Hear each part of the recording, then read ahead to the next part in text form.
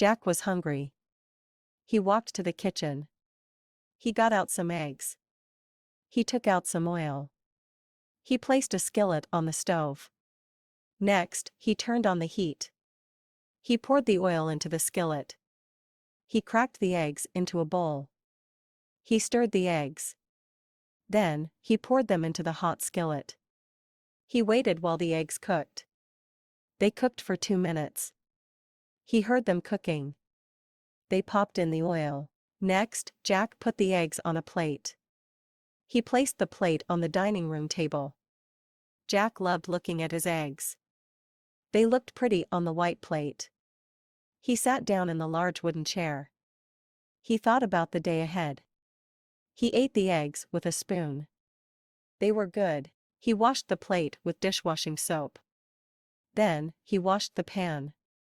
He got a sponge damp. Finally, he wiped down the table. Next, Jack watched TV.